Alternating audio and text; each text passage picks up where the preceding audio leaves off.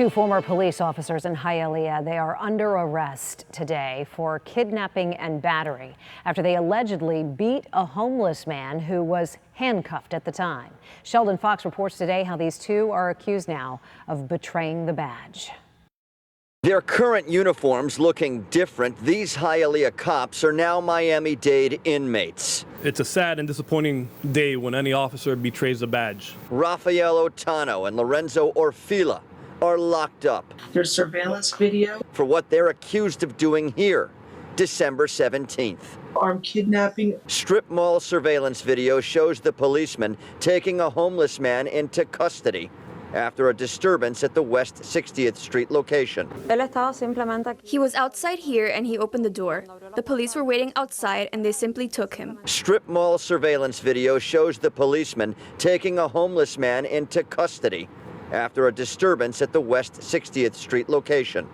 But instead of doing what cops are supposed to do, which is take him to jail, he was taken to an isolated and dark location against his will. While handcuffed, he was allegedly beaten and thrown to the ground by the officers. He lost consciousness during the incident, and ultimately he woke up alone, unhandcuffed, and bleeding from the head. Here's how Jose Ortega Gutierrez looked afterwards. When I saw him later at night, he had injuries already. State Attorney Catherine Fernandez-Rundle and the Hialeah PD say the alleged bad cops kidnapped and battered the victim and then arranged for their criminal behavior to be covered up with the help of this guy. You were arrested for one count of witness tampering, which is a life felony.